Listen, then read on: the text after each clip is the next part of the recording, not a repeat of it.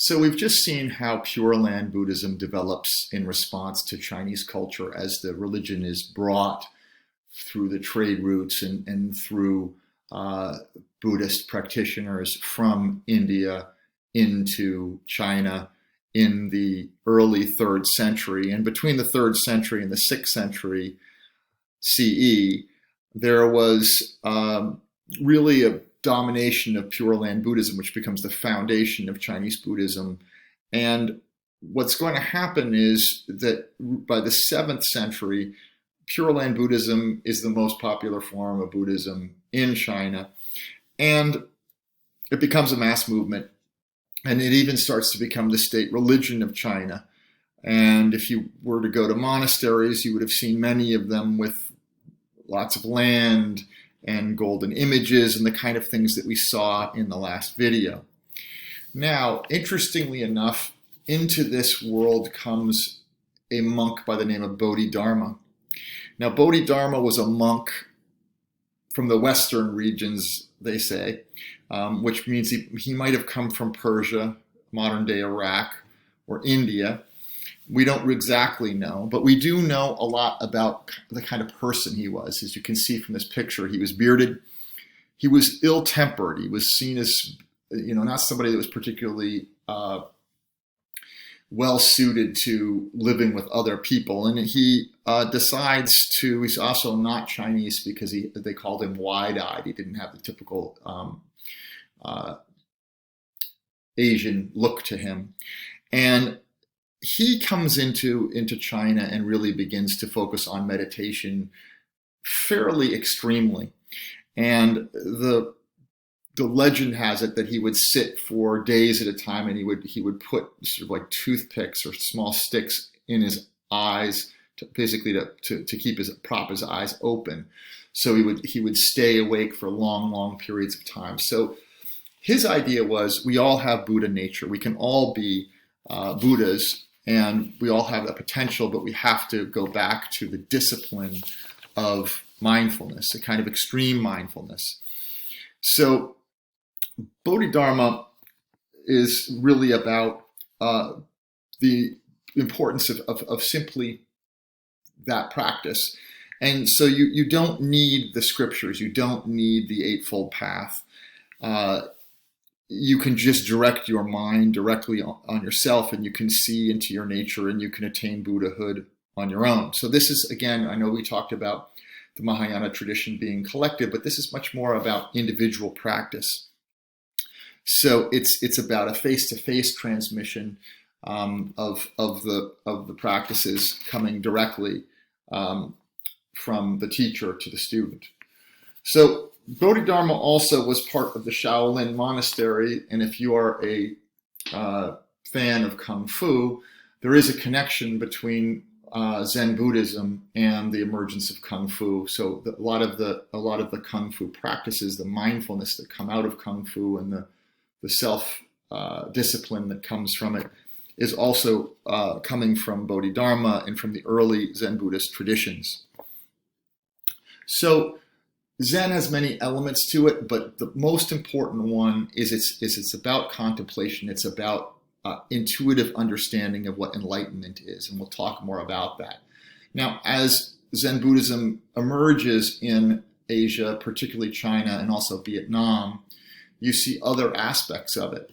For example, the Budai, or the Potbelly Buddha, is part of this sort of Buddhist pantheon. So you can see some of this Pure Land influence becoming in, and this laughing Buddha, or this happy Buddha, speaks to again the kind of qualities that the merchant classes were interested in. So this is not at all what Bodhidharma was suggesting, but it's how the Chinese began to reinterpret it. And you can see this also in South Vietnam, these expressions of a different form of Zen Buddhism. But if you look at more traditional forms of Zen Buddhism, it becomes much more defined as it gets to Japan. And it actually, just as the Chinese use their culture to kind of redefine it, the Japanese do as well. So the Japanese aristocratic culture, which is more tied into the samurai and the code of self-discipline, this approach of very, very stern, intense mindfulness appealed to the Japanese, particularly to the contemplative Japanese. So if you look at Zen Buddhism, you can see from the temples a much, much simpler construction, usually mimicking some of the natural patterns. So if you look at the roof on the upper left, that picture, the roof line sort of mimics the trees around it, and oftentimes around Zen monasteries, you'll see highly decorative gardens and incredible rock gardens and so forth. So it's all part of a kind of a creation of an inner state that you're trying to get to. So the entire location is trying to get you there. So again, as it says here, Zen Buddhism is about minimalism and intuition. One of the aspects of Zen Buddhism is the importance of koan. So you're not using your rational mind to get to satori, which is this momentary enlightenment. You're getting it through direct mindfulness. So the koan that most of you have probably heard is, what is the sound of one hand clapping? And the wise ass always does the one hand clapping. The idea is that you're supposed to sit with that. The other famous koan is, what did your face look like before you were born, or before you were conceived? And there are other examples of this. To give you one more that comes out of the Zen tradition, there was a new monk that comes, and he is visiting a monastery, and he goes to the head monk, whose name is Joshu, and he says, "I've just entered the monastery. Please give me some instructions, master." And Joshu says to him, "Have you had your breakfast?" The monk says, "Yes, I have." "Then," said Joshu, "wash your bowls." And the monk has an insight. Obviously, that is well beyond wash your breakfast bowl. It has to do with sort of yourself as a bowl, and you have to think about what that means. So again, the insight is the teacher asking a question, which is not really meant to be answered rationally. It's meant to be answered mindfully, almost beyond the realm of reason. So I'm going to show you a video of a monastery in Japan, which speaks to some of these practices, and you can see it more directly. So I'll try to get the frame to fit here. Yeah, we'll see what happens.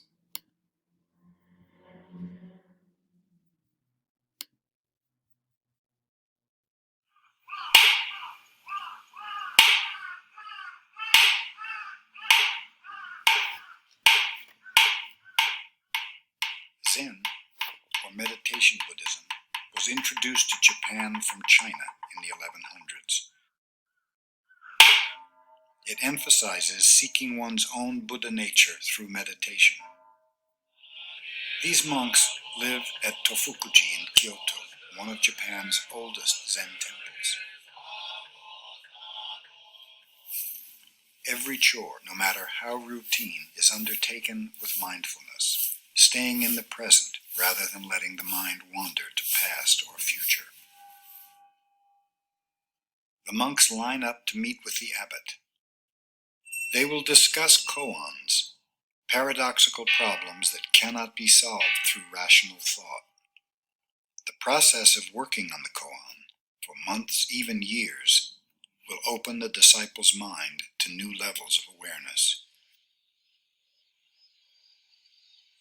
Monks spend much of their day in meditation and rarely sleep more than 4 hours a night.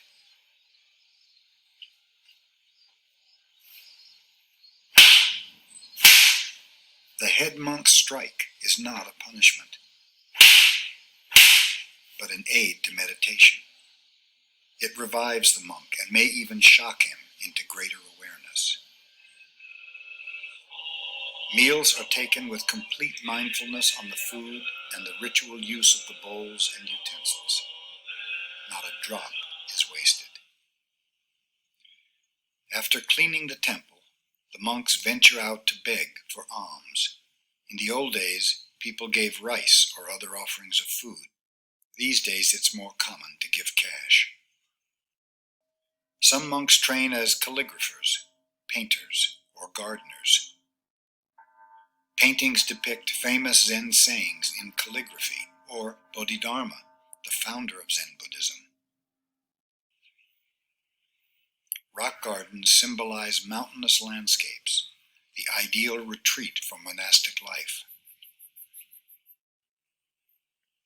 From the origins of Buddhism in India to the development of schools in China, Korea, and Japan, meditation Buddhism has transcended language and culture. Over the past 50 years, Zen has gained many new followers outside of Asia. The pursuit of mental focus and the benefits of meditation appeal to people in search of meaning in a rapidly changing world.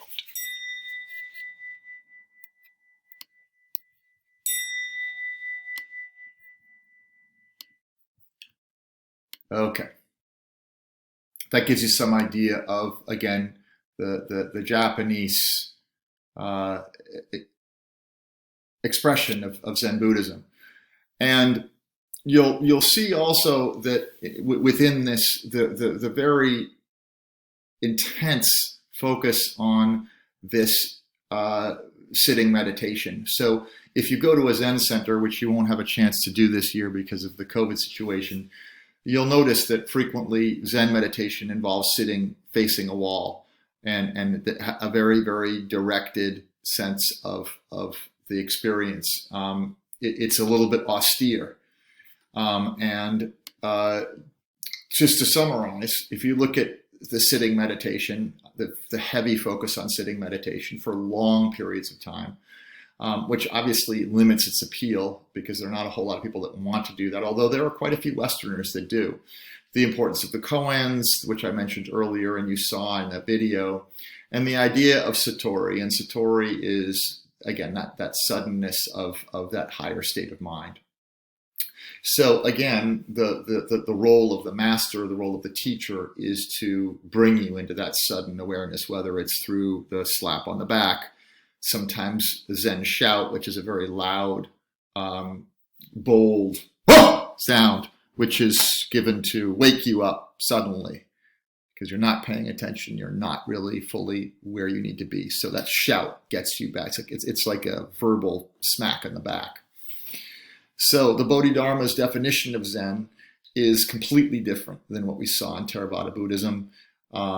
Very different from what we saw in Pure Land as well. Much, much more, in terms of its aesthetic, much more simple, and much more about seeing things in their true sense. So Zen Buddhism is going to come into China about the same time that Taoism is. And if you remember Taoism from freshman year, that's more kind of the basic way of things. So I'm going to show you one last video, which combines in China the Taoist way with the Zen Buddhist way.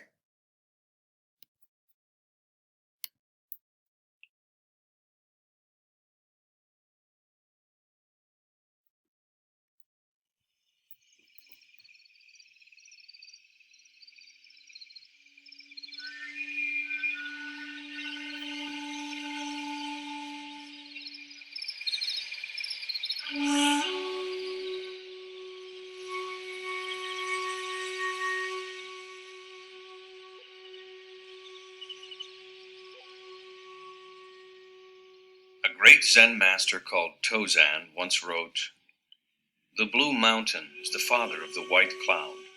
The white cloud is the son of the blue mountain. All day long they depend on each other without being dependent on each other. The white cloud is always the white cloud. The blue mountain is always the blue mountain." This was Tozan's interpretation of life, that each of us, like the white cloud, exists dependently, yet independent. When conditions change, the cloud changes and it just keeps going, leaving no trace, no past. This is the Zen way, without effort, without intention. If there is a sound, we hear. If our eyes are open, we see. There is nothing more than this.